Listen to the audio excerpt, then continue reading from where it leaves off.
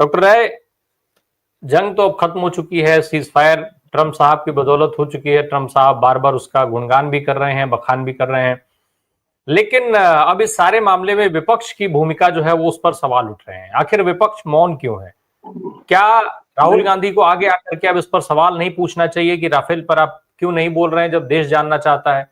आपने cease fire कैसे करवा दिया, किसके दबाव में करवा दिया? ट्रंप जो बात कह रहे हैं उसमें कितना दम है? क्या ये देश को जानने का अधिकार नहीं है? केवल एक चिट्ठी लिख दी गई प्रधानमंत्री मोदी के नाम की, संसद का विशेष सत्र बुलाइए, तीसरी हो गई, विपक्ष की भूमिका निभा दी गई। राम प्रकाश जी, सरकार का कहना यह है कि उसका अभियान अभी जारी है। हाँ। ऑपरेशन सिंदूर जरूर उस पर सीज फायर कर दिया गया है, लेकिन सरकार अभी भी कह रही है कि उसका अभियान जारी है। अभियान जारी तो उसके बाद अभी जो बाकी जो पार्टी का रैंक एंड फाइल है विपक्ष की, वो सारे सवाल पूछ रहे हैं, और जिस दिन ये सीज फायर हुआ उस दिन से लगातार पूछ रहे हैं। जो उच्च लोग राष्ट्रीय अध्यक्ष है या राहुल गांधी है, इस तरह के जो लोग हैं, वो लोग जरूर एक जिम्मेदारी पूर्ण, जो देश का एक जिम्मेदार नेता करता है उस तरह का काम कर रहे हैं। और उन्होंने कहा कि सर्वदलीय मीटिंग बुलाई जिसमें प्रधानमंत्री मौजूद रहे, और संसद बुलाइए। 1962 में जब चाइना वार हुआ था तो उस वक्त भी जवाहरलाल नेहरू जी से संसद बुलाने की मांग की गई थी, और जवाहरलाल नेहरू जी जब बिना देर किए संसद बुला ली। जब संसद की कार्रवाई शुरू हुई तो एक बड़ा एक सुझाव आया कि इस पूरे मामले को, संसद की कार्रवाई को गोपनीय रखा जाए। लेकिन पंडित जवाहरलाल नेहरू ने कहा कि गोपनीय क्यों रखा जाए, देश की जनता को सारी बात मालूम होनी चाहिए। उस वक्त की तत्कालीन जो जनसंघ पार्टी थी, अटल बिहारी वाजपेयी इत्यादि थे, वो लोग बाकायदा कटघरे में खड़ा कर रहे थे जबकि जंग जारी थी। लेकिन पंडित जवाहरलाल नेहरू को, भारत सरकार को कटघरे में खड़ा कर रहे थे। उस मामले में कांग्रेस पार्टी एक जिम्मेदार पार्टी है, वो चाहे कारगिल का युद्ध रहा हो, चाहे अब का ये युद्ध हो, बहुत जिम्मेदारी के साथ सरकार और सेना के साथ पूरा देश ही खड़ा हुआ, पार्टी भी खड़ी हुई, सारे सर्वोच्च नेता भी खड़े हुए। अब सवाल ये है कि जो जिम्मेदार लोग हैं वो ये कह रहे हैं कि सदन बुलाइए, इसलिए सदन में जब कुछ कार्रवाई होती है तो वो ऑन रिकॉर्ड होती है, उस पर सरकार को जवाब भी देना पड़ता है, सवाल भी किए जा सकते हैं, और सदन के भीतर एक चर्चा भी हो सकती है कि क्या कमजोरियां, क्या कमियां, क्या रह गई, या हमने क्या खोया, क्या पाया। अब देखना, ये इंतजार ये हो रहा है कि सरकार सदन बुलाती कि नहीं बुलाती। इसलिए मुझे ऐसा लगता है कि 2-4 दिन 5 दिन इंतजार करने के बाद अगर सरकार सदन बुलाने की घोषणा नहीं करती है, अगर सरकार विपक्ष और सारी पार्टियों का मिलीजुली बैठक बुलाने की घोषणा नहीं करती है, तब मुझे ऐसा लगता है कि जितने बड़े नेता हैं फिर ये वो सारे सवाल पूछने शुरू कर देंगे जो वो सदन में पूछना चाहते हैं, जो जिम्मेदारी के साथ पूछना चाहते हैं सदन में, और सदन की कार्रवाई का हिस्सा बनाना चाहते हैं। वो सवाल बाहर मीडिया के माध्यम से और जो भी माध्यम मिलेंगे, वो चाहे कोई भी फोरम मिलेगा, उन फोरम पर वो सवाल उठने शुरू हो जाएंगे। देखना यह है कि सरकार सवालों से भागती है। अगर भागती है तो इसका मतलब सरकार के मन में कोई चोर है, सरकार कुछ छुपाना चाहती है। नहीं भागती है, सामना करती है, फिर वैसा देखा जाएगा और देश वैसा व्यवहार करेगा। जी राम प्रकाश जी। ये डॉक्टर सीपी राय सर, जब पूरा विपक्ष ये दावे कर रहा था कि वो सरकार के साथ खड़ा है, सरकार जो भी निर्णय करेगी बिना सवाल के वो आप साथ दे रहे थे, उसी समय सत्ताधारी दल भारतीय जनता पार्टी के ऑफिशियल हैंडल से एक वीडियो जारी होती है जिसमें डॉक्टर मनमोहन सिंह जैसे अर्थशास्त्री प्रधानमंत्री को फेल दिखाया जाता है, जिसमें आजाद भारत के सारे जो युद्ध हैं उनके सिनेरियोज, इसके अलावा जो भी कोई ऐसी घटना दुर्घटना हुई उसको शामिल किया जाता है, और देश उस पर सवाल करता है। विपक्ष तब भी मौन था, अब भी मौन है। विपक्ष को आखिर ये डर कब तक बना रहेगा कि लोग हमसे, ठीक है कि आपने पुलवामा में क्या हुआ उस मामले पर विपक्ष ने रिएक्ट किया, रिएक्ट के बाद लोगों ने कहा कि ऐसा ऐसा है और सबूत मांगना, देशद्रोही, फलाना ढिमका इत्यादि इत्यादि। विपक्ष पर आरोप किसकी सरकार में नहीं लगे हैं? क्या कांग्रेस की जब सरकारें थी, विपक्ष ने अगर किसी बात का विरोध किया तो उसके ऊपर सवाल नहीं उठाए गए? हो सकता है कि तब माध्यम कम थे, कम सवाल उठते होंगे, कम लोगों के रिएक्शन आते होंगे, आते तो तब भी होंगे सर। तो ये केवल इस धारणा से या इस डर से कब तक विपक्ष चुप बैठा रहेगा? जब देश एक संकट के दौर से गुजर रहा हो और एक युद्ध काल जैसी स्थिति हो, तो उस वक्त देश का एक एक नागरिक पूरा कश्मीर साथ खड़ा हो गया, हिंदू मुस्लिम सब साथ खड़े हो गए। वो भारतीय जनता पार्टी का चरित्र है कि जिस दिन पुलवामा हुआ था उस दिन वो शूटिंग करा रहे थे अपनी, और जो जंगल शूटिंग उनकी हो रही थी, और उनको पता भी लग गया, तब भी उन्होंने शूटिंग अपनी पूरी की, अगले दिन से चुनाव प्रचार में लग गए। फिर तमाम शहीदों के चित्रों को लेकर लग गए, उनका चरित्र है वो। बाकी पार्टियों का चरित्र वो नहीं है। बाकी पार्टियों ने ये किया कि नहीं भाई, अभी हम ये शोक का वक्त है, तमाम लोगों की शहादत हुई है, अब इस वक्त नहीं बोलेंगे। ठीक है, ये उनका चरित्र है। ये उनका चरित्र है कि आजादी की लड़ाई में गद्दारी करने के बाद उन्होंने सबको गद्दार घोषित करना शुरू कर दिया। ये उनका चरित्र है कि कहना कि महात्मा गांधी के चरखे से आजादी नहीं आई। ये उनका चरित्र है कि जवाहरलाल नेहरू और सरदार पटेल में झगड़ा था। ये उन्हीं का चरित्र है कि सुभाष चंद्र बोस और जवाहरलाल नेहरू में झगड़ा था। जबकि ठीक है, लेकिन एक बड़ा अच्छा काम हुआ, जितने सवाल उन्होंने उठाए इस दौर में, ये बड़ा अच्छा हो गया कि तमाम बुद्धिजीवी, हजारों की संख्या में लोग तुरंत ढूंढ ढूंढ के तमाम सारे डॉक्यूमेंट निकाल निकाल के ले आए और उनके मुंह पर दे मारा। वो कहते रहे कि सुभाष चंद्र बोस की फाइल खुलेगी, खुल गई, लेकिन उनकी हिम्मत नहीं खुली कि उस फाइल को ओपन कर सके, उसके जो भी चीजें बाहर लेके आ सके। तो आरएसएस बेसिकली एक कावर्ड, एक कायर लोगों का संगठन है और एक अनपढ़ गवारों का संगठन है, जो 4-5 हजार साल पुरानी पौतारी कौन कौन सी बातें रट के बैठे हुए हैं, उतने पे ही चलते हैं।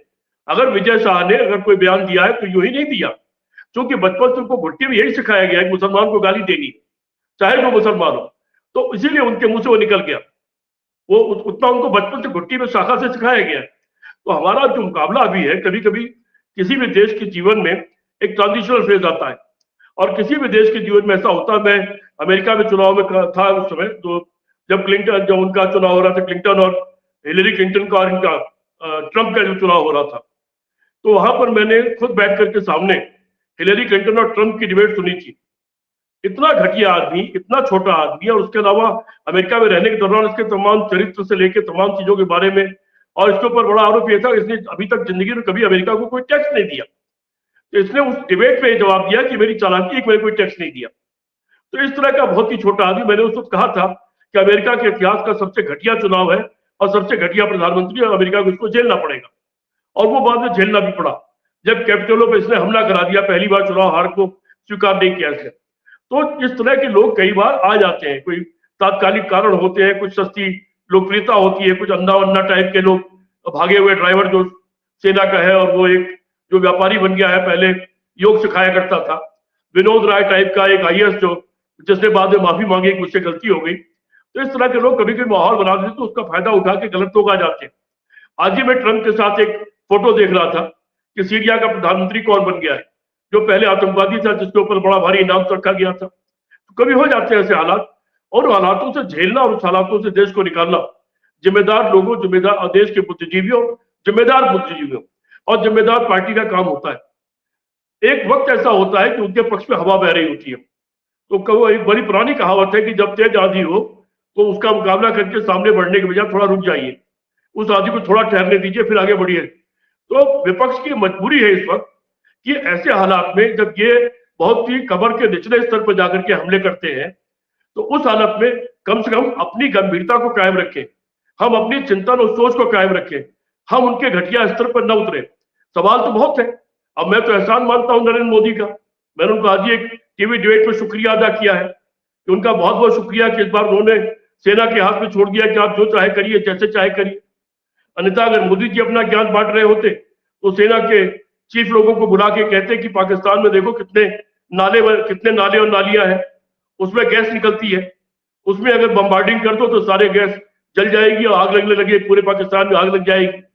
वो कहते कि अभी बादलों का इंतजार करो, जब बादल आ जाए तो अपने जहाज उड़ाना, तो अपने मिसाइल और ड्रोन उड़ाना। तो फिर वो इस तरह के ज्ञान की बातें करते हो। इसलिए मैं बड़ा शुक्रिया अदा कर रहा हूं नरेंद्र मोदी का कि कम से कम इस बार उन्होंने सेना को अपना ज्ञान देने की कोशिश नहीं की। लेकिन हाँ, एक कायर प्रधानमंत्री, जिसको मेरे नेता कह चुके हैं कायर, एक बहुत कमजोर प्रधानमंत्री जिसकी पता नहीं क्या क्या कहां दबी हुई है। आज ही मैं एक और देख रहा था, किसी ने आरटीआई से रसिया से जवाब मांगा था कि क्या पीएम केयर फंड को रसिया की कंपनी ने कोई पैसा दिया है। तो पता लगा कि ये जो 400 जो हमारे काम आ रही है, उसको बनाने वाली कंपनी ने $2 बिलियन उनके पीएम केयर फंड को दिया है। तो इस तरह की बहुत सारी चीजें, रामप्रकाश जी अभी वक्त आने दीजिए, सरकार बदलने दीजिए, हालात ऐसे हो जाएंगे कि इनके जो भक्त भी हैं वो इनको उसी तरह दौड़ाएंगे जैसे हिटलर के पतन के बाद लोगों ने दौड़ाना शुरू किया था। देश गर्दिश में जा रहा है, देश बड़े बुरे हालत में है, सारी चीजें बहुत बुरे हालत में है, और हम लोग देख रहे हैं उसकी लड़ाई लड़ रहे हैं। अभी हमारे साथी बता रहे थे, बिहार की बड़ी अच्छी बात बताई उन्होंने कि राहुल गांधी एक अपने अलग रास्ते पर चल रहे हैं, वो एक नया एजेंडा क्रिएट करने की कोशिश कर रहे हैं जो देश के लिए जरूरी है। वो बेरोजगारी हो, वो महंगाई हो, और तमाम इश्यूज पर राहुल गांधी ने जब जब जो चेतावनी दिया वो सही साबित हुई। वो चाहे चीन का सवाल हो, चाहे कोरोना का सवाल हो, चाहे नोटबंदी का सवाल हो, चाहे जीएसटी का सवाल हो। अभी उन्होंने कहा है कि आर्थिक रूप से बहुत बड़ी सुनामी आने वाली है। तो ये सारी चीजें, जिसका ये गवारों का जो संगठन है बिना पढ़े लिखे लोगों का, ये मजाक उड़ाता है। तो बिना पढ़ा लिखा आदमी अगर गाली गलौज करता हो, क्या जरूरी है कि उसकी गाली के जवाब हम गाली से दें, या जरूरी है कि उस वक्त हम चुप रह जाए, फिर हम अपनी थोड़ा रुक करके हम अपनी बातें कहें जो बातें देश सुनना चाहता है, जिन बातों की चिंता देश को है। फिर तुरंत एक सवाल लोग तुरंत दाग देते हैं कि उनको चुनाव में उनको ज्यादा सीटें मिल गई, तो उस पर तो एलन मस्क से लेके और ट्रंप तक सब कह रहे हैं कि ईवीएम हैक हो सकती है और ईवीएम से चुनाव परिणाम बदले जा सकते हैं। अब तो कहीं कोई शंका नहीं रहेगी। एमआईटी जैसी यूनिवर्सिटी में उसमें गया हूं मैं, हार्वर्ड और एमआईटी दोनों बोस्टन में अगल बगल यूनिवर्सिटी है, वहां मैं गया हूं, जिसको 24 नोबेल पुरस्कार मिल चुके हैं। ट्रंप ने कहा कि मैंने तो एमआईटी के लोगों से, वैज्ञानिकों से पूछा कि क्या ईवीएम हैक हो सकती है, इससे परिणाम बदले जा सकते हैं क्या। एमआईटी ने रिपोर्ट दी कि हाँ बदले जा सकते हैं। तो अब ये परिणाम और राजनीति और विपक्ष का उसके साथ मोर्चा बड़ा अजीबोगरीब हाल में इस वक्त है। लेकिन मैं उम्मीद करता हूं इस बार खुद जो भक्तगण है वो भी बहुत घबराए हुए हैं, बड़े परेशान हैं। इस सीज फायर का जो रिएक्शन आया, जो बहुत घटिया रिएक्शन आया हमारे विदेश सचिव के बच्चों के खिलाफ, उनकी बेटी के खिलाफ, वो दरअसल वो रिएक्शन इसलिए आया कि उम्मीदें कुछ और थी। और जो सुपारी मीडिया है, जिसको कुछ लोगों ने जैसे क्या नाम दे दिया है, उन्होंने जैसे नोएडा मीडिया इस तरह का नाम दे दिया है, उस सबने भक्तों की उम्मीदें बड़ी बढ़ा दी, पूरे देश की उम्मीदें बढ़ा दी। और ये खुद वर्षों से कहते रहे। नरेंद्र मोदी के तमाम वीडियो इस वक्त घूमने लगे हैं, खुद अमित शाह का वीडियो घूम रहा है कि जो ही हम पंजाब की तरफ बड़े सीज फायर कर दिया गया, 2 बार दोहराया उन्होंने, इनके वीडियो घूमने लगे। तो कहीं ना कहीं एक द्वंद इनके भक्तों में, इनके समर्थकों में भी आया है। आम जनता के भीतर बड़ा द्वंद है, आम जनता अपने को बहुत ठगा हुआ महसूस कर रही है। ऐसे में राम प्रकाश जी, जो हम लोग कर रहे हैं, जो विपक्ष के लोग कर रहे हैं, कम से कम राहुल गांधी के बारे में मैं कह सकता हूं कि बहुत संतुलित तरीके से वो बात भी कह रहे हैं, न कह के भी बहुत सारी बातें कह दे रहे हैं, खड़गे साहब भी कर रहे हैं, और सवाल के लिए भी फहरिस्त तैयार रखी हुई है। थोड़ा इंतजार कीजिए, अगर इस सदन नहीं बुलाएंगे तो सवाल पब्लिक डोमेन में और बकायदा किसी भी प्लेटफॉर्म पर वो सारे सवाल उठाए जाएंगे। सवाल तो मैंने भी पूछा कि पुलवामा का आपने जवाब आज तक क्यों नहीं दिया, कि वो गुजरात की गाड़ी कैसे आतंकवादियों के हाथ से पहुंची, कैसे एक खास गाड़ी को लक्षित किया गया, आप आखिर 26 लोगों की जान क्यों नहीं बचा पाए। मेरे एक साथी हैं जो मेरे घर के ऊपर रहते हैं, वो सिर्फ 4 दिन पहले कश्मीर से घूम करके आए थे। मैंने उनसे पूछा कि आप कश्मीर घूमने गए थे, वहां क्या यही स्थिति थी, कहीं फोर्स नहीं थी। डॉक्टर बीडी शुक्ला उनका नाम है। उन्होंने कहा भाई साहब मैं 4 दिन पहले आया, वहां तो चप्पे चप्पे पर फोर्स थी। फिर मैंने किसी और से पता लगाया तो मालूम पड़ा कि 2 ही दिन पहले सारी फोर्स उन सारे इलाकों से हटा दी गई थी। तो बहुत सारे सवाल, बहुत तरह के सवाल है इस बार के, बहुत तरह के सवाल है। क्या देश को ब्लैकमेल करने की कोशिश की गई? क्या जो ट्रंप कह रहे हैं वही बात है, या अंदर से कुछ और भी बातें हैं? क्या अडानी जी के भी कुछ इंटरेस्ट कहीं रुके हुए हैं? क्या अंबानी के भी कोई इंटरेस्ट है? क्या अडानी और अंबानी जो इनडायरेक्टली सरकार के मालिक बने बैठे हुए हैं, क्या उनके दबाव में कुछ हुआ है? बहुत सारे सवाल है। लीजिए मैं आपके इस चैनल के माध्यम से सवाल उठा देता हूं, आपके लाखों लोग सुन लेंगे, वो सवाल आगे बढ़ने लगेगा। जी राम प्रकाश जी।